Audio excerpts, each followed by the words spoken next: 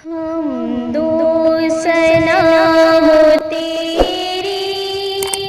کون و مکان۔ السلام علیکم ورحمۃ اللہ وبرکاتہ۔ دوستو،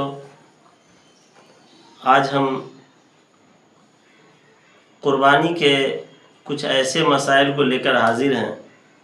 جن مسائل میں غلط فہمیاں ہوتی ہیں۔ انہی غلط فہمیوں کو دور کرنے کہ کہاں کہاں پر قربانی کے موقع پر غلط فہمیاں ہوتی ہے، لوگ مسئلے کو صحیح سمجھ نہیں پاتے ہیں، انہی غلط فہمیوں پر ہم بات کریں گے اور اسی کو سمجھنے کی کوشش کریں گے۔ میری بھرپور کوشش ہوتی ہے دوستو کہ سہل انداز میں، آسان انداز میں، عام فہم انداز میں آپ کے سامنے گفتگو رکھوں، ایسی گفتگو کروں کہ جس میں پیچ و خم نہ ہو، جو الفاظ بہت سخت نہ ہو، جس کے معنی و مطالب کے سمجھنے میں دشواری ہو، اور مسائل کے سمجھانے اور بتانے میں قرآنی دلائل، احادیث کے دلائل، فقہا کے اختلافات سے میں کنارہ کشی کر کے مسائل کو آپ کے سامنے رکھتا ہوں، تاکہ قرآنی حوالات، احادیث کے حوالات، فقہا کے دلائل اور اختلافات کو لا کر کے اس مسائل کو میں بوجھل نہ بناؤں، تاکہ آپ کے سمجھنے میں دقت ہو۔ بالکل ایک عام فہم انداز میں، آسان انداز میں، جن کو فقہا نے اس مسائل پر مہر لگا دیا کہ یہ مسئلہ درست ہے، اسی مسئلے کو سہل انداز میں بتاتا ہوں، اور امید ہے کہ ان مسائل کو آپ بغور سماعت فرماتے ہوں گے اور سمجھتے بھی ہوں گے۔ میرے قرآنی آیات، احادیث کے حوالات، فقہا کے اختلافات سے بچنے کی بس یہی وجہ ہے، تاکہ ہماری بات کو ایک کم علم رکھنے والے بھی لوگ، کم سمجھ رکھنے والے لوگ بھی، کم پڑھے لکھے لوگ بھی ان باتوں کو سمجھ لے۔ بس دلائل سے بچنے کا اصل مقصد یہی ہے۔ تو اب ہم اپنی بات کو شروع کرتے ہیں کہ قربانی میں چند غلطیاں، چند کوتاہیاں، غلط فہمیاں کہاں کہاں پہ ہوتی ہے۔ سب سے پہلی غلط فہمی تو وہ ہوتی ہے کہ کچھ لوگوں کے محض شرم سے، حیا سے، کہ لوگ کیا کہیں گے کہ میں قربانی نہیں کروں گا، کہ ارے فلاں کو تو ساری چیزیں ہیں، فلاں کے پاس پیسے بھی ہیں، فلاں کے پاس دولت ہے، ساری چیزیں، یہ قربانی نہیں کر رہا۔ تو بس لوگوں کے لعن طعن اور لوگوں کے طعن و تشنیع سے بچنے کے لیے قربانی کرتے ہیں۔ بس جس کے دل میں بھی یہ ہو کہ لوگ مجھے کیا کہیں گے، میں قربانی نہیں کیا، تو لوگوں کے طعن و تشنیع سے بچنے اور لوگوں کے سامنے اپنے آپ کو بڑا بننے کے لیے قربانی کر رہا ہو، تو یہ درست نہیں ہے۔ قربانی کا مقصد رضائے الہی ہو، قربانی کا مقصد اللہ تبارک و تعالیٰ کی خوشنودی ہو، اور اپنے جانور کو اللہ کے راہ میں ذبح کرے صرف اس مقصد سے کہ اللہ کا حکم ہے، تو اللہ جو ہے اسے قبول کرے گا۔ اگر دل میں یہ ہو کہ لوگ مجھے کیا کہیں گے، یہ دکھاوا مقصد ہو، تو قربانی قبول نہیں ہوگی۔ یہ پہلی غلط فہمی کو دور کرے۔ بس کوئی کیا کہہ رہا ہے، مجھے بس اللہ کی رضا کے لیے قربانی کرنی ہے۔ دوسری غلط فہمی جو ہوتی ہے، بہت سارے لوگ صرف یہ ہے کہ ایک حصہ کر لے رہا ہوں، اگر ایک حصہ بھی نہیں کیا تو 5-7 بچے ہیں، گوشت کھانے کے لیے نہیں ملیں گے، قربانی میں سب گوشت کھائے گا، ہم گوشت نہیں کھائیں گے، ہمارے بچے گوشت نہیں کھائیں گے، تو بس ایک حصہ کر لیتے ہیں کہ سب لوگ فراوانی سے گوشت کھا لے، یا ایک بکرا لا کر کے جو ہے کاٹ لیتے ہیں تاکہ ہمارے بچے گوشت کھا لیں، ہمارے گھر کے عورتیں گوشت کھا لیں، ہم گوشت کھا لیں، بس گوشت کھانا مقصد ہو، تو دوستو یہ قربانی بھی عند اللہ قبول نہیں ہوگی۔ اللہ کو ایسی قربانی پسند نہیں ہے۔ بس آپ کی قربانی کا مقصد رضائے الہی ہو، اور یہ ہو کہ اللہ نے ہمارے اوپر واجب کیا ہے اور قربانی ہمارے اوپر واجب ہے، اس واجب کی ہم ادائیگی کر رہے ہیں۔ بس جب اللہ تبارک و تعالیٰ کو نہ تو آپ کے گوشت کی ضرورت ہے، نہ تو آپ کے خون کی ضرورت ہے، خود قرآن مجید میں اللہ تبارک و تعالیٰ فرماتا ہے لن ینال اللہ لحومها ولا دماؤها ولکن ینالہ التقوی منکم، کہ اللہ کو نہ تو خون پہنچتا ہے نہ تو گوشت پہنچتا، آپ کے نہ خون کی ضرورت، جانور کے نہ تو خون کی ضرورت ہے اللہ کو، نہ تو گوشت کی ضرورت ہے، بس آپ کے دل کے حالات سے اللہ تبارک و تعالیٰ واقف ہے۔ آپ کے دل کے اندر جتنی رضا الہی ہوگی اللہ اتنا آپ کی قربانی کو قبول کرے گا۔ تو مقصد جو ہے گوشت کھانا نہ ہو، بس یہ ہو کہ ہم اللہ کی رضا کے لیے کر رہے ہیں، گوشت تو ایسے ہی فری میں مل جائے گا۔ پھر دوسری غلط فہمیاں یہ ہوتی ہے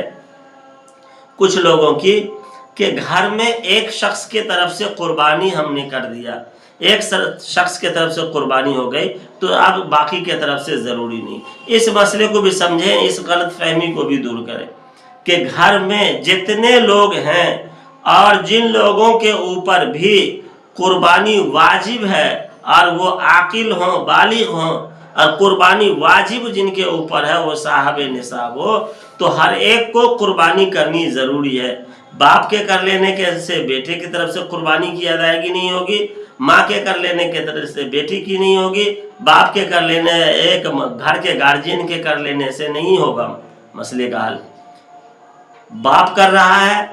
باپ کے اوپر قربانی واجب ہے، صاحب نصاب ہے تو باپ بھی کرے گا، بیٹا صاحب نصاب ہے تو بیٹا بھی کرے گا،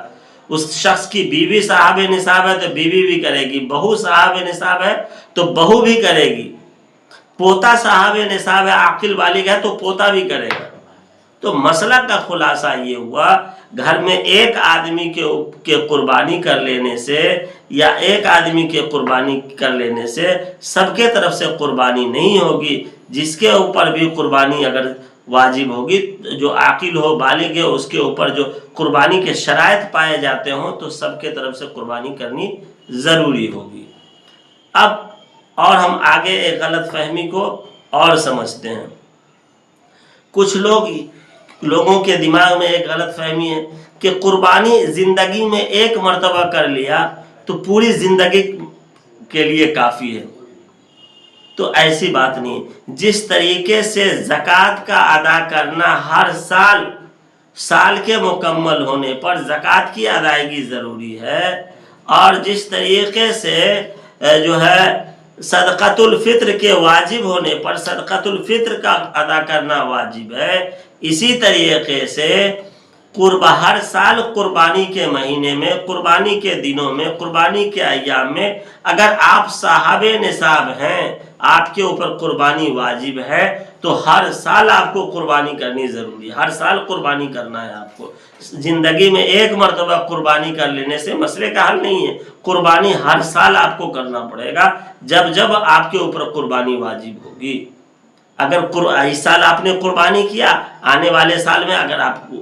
کے اوپر قربانی واجب نہیں ہے، آپ غریب ہو گئے تو نہیں کریں، کوئی دقت نہیں ہے۔ پچھلے سال ہم نے قربانی کیا تھا، صاحب نصاب تھے ہم، اس سال ہم غربت غریب ہو گئے، ہمارے کاروبار اچھے نہیں چلے، ہم خسارے میں چلے گئے، تو ہم صاحب نصاب نہیں ہے تو نہیں کریں، اللہ معاف کرے گا۔ تو عمر میں ایک مرتبہ زندگی میں نہیں ہے قربانی، ہر سال آپ کے اوپر قربانی واجب ہے، آپ صاحب نصاب ہیں اگر تو ہر سال آپ کو قربانی کرنا ضروری ہے۔ جیسے آپ زکوٰۃ ہر سال کرتے ہیں ادا، اسی طرح قربانی بھی آپ کو ادا کرنا ہے۔ پھر ایک اور غلط فہمی ہوتی ہے کہ لوگ بڑے جانور میں جو قربانی کے حصے دار کو رکھتے ہیں تو اس میں جن لوگوں کی کمائی، لوگ غلط فہمی، جو لوگ بھی کہتے ہیں کہ میں حصہ رہوں گا، مجھے بھی شرکت چاہیے، تو لوگ شریک کر لیتے ہیں بڑے جانور میں۔ شریک کرنے سے پہلے یہ آپ پتہ کریں کہ اس کی کمائی کیسی ہے، اس کا عقیدہ کیسا ہے، اس کی نیت کیسی ہے۔ اگر کمائی حلال ہے تو اس کو شریک کریں، اس کا عقیدہ صحیح العقیدہ ہے، درست عقیدہ ہے، اللہ کو ایک جانتا ہے، جناب محمد الرسول اللہ صلی اللہ علیہ وسلم کو خاتم النبی مانتا ہے،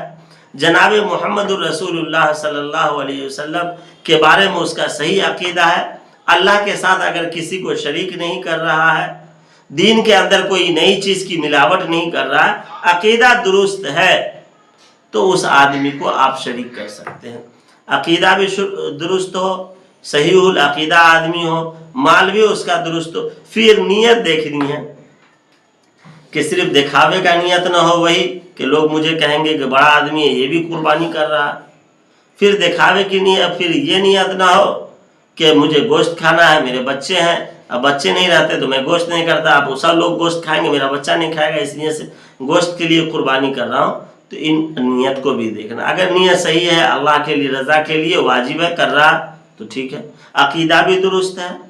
تو پھر درست ہے، پھر اسی طریقے سے اس کا مال بھی درست ہے تو پھر درست ہے، اس کو شامل کریں۔ یہ چیزیں جو ہے کچھ غلط فہمیاں ہیں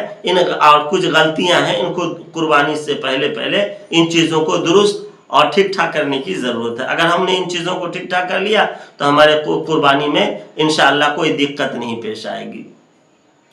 پھر قربانی میں ایک غلط فہمی اور بہت عام طور پر سے ہے کہ کچھ لوگ کہتے ہیں کہ بھائی قربانی میں بہت سارا پیسہ جو ہے خرچ ہوتا ہے، اس سے تو کہیں بہتر ہے کہ قربانی کے ایک حصے میں 4000، 3500، 4500، 5000 روپیہ لگ رہے ہیں، ایک بکرا کے خریدنے میں 10,000، 20,000، 15,000 لگ رہے ہیں۔ انہی پیسوں کو اگر روک لیا جائے، بچا لیا جائے اور کسی غریب کو دے دیا جائے، کسی غریب کی شادی میں یا کسی یتیم کو، کسی بیوہ کو، کسی مسکین کو دے دیا جائے تو اس کا بڑا مسئلہ حل ہو جائے گا۔ لوگ یہ اپنا لاجک لگاتے ہیں، اپنا دماغ کا گھوڑا دوڑاتے ہیں، تو دوستو یہ کسی طرح درست نہیں ہے۔ اللہ تعالیٰ کا جو حکم ہے، اللہ کا حکم ہے کہ قربانی کے دنوں میں اللہ تبارک و تعالیٰ کے نزدیک اور اللہ تبارک و تعالیٰ کے نزدیک قربانی سے زیادہ بہترین کوئی عمل پسندیدہ نہیں ہے۔ تو قربانی، جب اللہ تبارک و تعالیٰ نے قربانی کا حکم دیا تو ہمیں قربانی ہی کرنی ہے۔ جو اللہ نے حکم جیسا دیا ہے وہی حکم کو کرنا ہے۔ اللہ نے اگر نماز پڑھنے کا حکم دیا تو ہمیں نماز پڑھنا ہے۔ ظہر کے وقت کے نماز کو جو ہمارے اوپر اللہ نے فرض کیا تو ہمیں ظہر کے وقت پڑھیں گے تو ہی ہم کو ظہر کے وقت کا ثواب ہمیں ملے گا۔ اب نماز کے بدلے میں جو ہم چاہیں گے کہ ہم کسی غریب کو 10 غریب کو کھانا ہم کھلا دیتے ہیں، 10 لوگ بھوکے ہیں تو ہمارے ظہر کے فرض نماز کی ادائیگی کا ثواب مل جائے گا، تو آپ نے جو غریب کو کھلایا وہ ثواب تو ملے گا، لیکن آپ نے فرض جو نہیں پڑھا ظہر کا وہ ثواب نہیں ملے گا آپ کو۔ وہ فرض آپ کے اوپر سوار ہے، اس کی ادائیگی آپ کے اوپر لازم ہے۔ اسی طریقے سے حج ہے، تو آپ حج کے بدلے میں آپ چاہیں گے کہ 4,000، 4 لاکھ، 3 لاکھ، 5 لاکھ لگتا ہے، تو ہم یہ ایک سفر کرنے کے لیے مکہ مدینہ کیوں جائیں؟ وہی 5 لاکھ روپیہ لگا کر کسی غریب کی بزنس کھڑا کر دیں، وہ اس کی روزی روٹی چل جائے گی تو میرا بھلا ہو جائے گا، مجھے ثواب ملے گا۔ تو دوستو ثواب نہیں ملے گا۔ جو فرض کی ادائیگی کے لیے جو اللہ نے فرض کیا حج کو، ہم حج کو ہی ادا کریں گے تو یہ ہم کو ثواب ملے گا۔ لیکن اگر ہم کسی غریب کا ہیلپ کر کے، مدد کر کے اس کی دکان کھڑی کر دے رہے ہیں تو وہ ثواب ہم کو الگ سے ملے۔ لیکن لوگوں کا یہ ہے کہ ثواب کو تلاش کرتے ہیں ایسی جگہ جہاں اللہ کا حکم ہے، واجبات اور فرائض ہیں، اس جگہ جو ہے لوگ جو ہے ہیلے حوالے تلاشتے ہیں۔ لیکن اس جگہ تلاشنی چاہیے جیسے غیر رسم و رواج ہے جو اللہ کی نگاہ میں پسندیدہ نہیں ہے، جیسے کہ شادی بیاہ میں فضول خرچی ہے۔ آج کل شادی بیاہ میں لاکھوں لاکھ روپے فضول خرچ ہو رہے ہیں، کروڑوں روپے فضول خرچ ہو رہے ہیں۔ اس جگہ ان کو ترغیب دینی ہے، اس جگہ خود کو ترغیب دینی ہے کہ ان پیسوں کو یہاں نہ لگا کر کے ہم کسی نیک کام میں۔ لیکن اللہ کے فرائض میں واجبات کی کٹوتی کر کے، واجبات کو ادا نہ کر کے ہم دوسری طرف اگر عبادات کو دھیان دے رہے ہیں تو وہ عبادات آپ کے سر پہ سوار ہی ہے۔ باقی اگر آپ نے کچھ اور کر لیا نیک کام تو اس کا ثواب تو ملے گا، لیکن اگر جو آپ نے چھوڑا ہے وہ آپ کے اوپر وہ واجب باقی ہے۔ تو قربانی کے دنوں میں ہم قربانی کی ادائیگی کریں گے تبھی ہمیں ثواب ملے گا۔ صدقہ خیرات کر دینے سے، کسی کا ہیلپ کر دینے سے قربانی کی ادائیگی نہیں ملے گی۔ وہ صدقہ خیرات آپ نے کیا ہے تو اس کا ثواب جو آپ نے کیا وہ ملے گا، لیکن یہ واجب کی ادائیگی نہیں کیا، یہ آپ کے اوپر لازم اور باقی ہے۔ جب قربانی کریں گے پھر اس کے وجوب کی ادائیگی ہوگی۔ پھر ایک اور ہے کہ ایک اور غلط فہمی ہے کہ کیا ہم قربانی کر کے جو ہے ایک قربانی ہم نے نفل قربانی کیا، اس کا ثواب جو ہم مرحومین کے نام سے بخش سکتے ہیں کہ نہیں، عیسیٰ علیہ السلام پہنچا سکتے ہیں کہ نہیں؟ تو دوستو، آپ نے جو قربانی کیا، یہ قربانی تو آپ کے ہی طرف سے ہے، نفل قربانی، لیکن اس کے ثواب کو آپ ایک مرحوم کو پہنچائیں یا کئی مرحومین کو آپ پہنچائیں، باپ دادا نانا اور جتنے لوگ اس دنیا سے گزر چکے سب کے لیے عیسیٰ علیہ ثواب کریں، تو اللہ تبارک و تعالیٰ سب کو ثواب پہنچائیں گے اور سب کو ثواب ملے گا۔ اب کچھ لوگ کہتے ہیں کہ مکمل ثواب ملے گا یا تھوڑا کٹوتی، اللہ کی ذات سے مکمل کا یقین رکھیں۔ ہمارے بزرگوں کا، اللہ والوں کا کہنا ہے کہ مکمل اللہ کے نزدیک تو کسی چیز کی کمی نہیں ہے، اللہ کیوں کٹوتی کرے گا، اللہ مکمل ثواب عطا فرمائے گا۔ اور خود جناب محمد رسول اللہ صلی اللہ علیہ وسلم نے ہر سال جو ہے 2 جانور کی قربانی کیا کرتے تھے، 2 میڈے چھترے کی قربانی کیا کرتے تھے، ایک خود اپنی طرف سے اور ایک جو ہے مینڈھا اپنی ان امتیوں کی طرف سے جنہوں نے قربانی نہیں کیا، ان سارے لوگوں کی طرف سے کرتے تھے۔ تو اسی طرح اگر آپ کر رہے ہیں مرحومین کی طرف سے تو اللہ تبارک و تعالی ہر ایک کو ثواب پہنچائے گا۔ تو یہ چند غلط فہمیاں تھی، اللہ تبارک و تعالی ہماری ان غلط فہمیوں کو دور فرمائے اور ان مسائل پر عمل کرنے کی توفیق عطا فرمائے۔ اللہ ہمارا اور آپ سب کا حامی و ناصر ہو۔ السلام علیکم ورحمۃ اللہ وبرکاتہ۔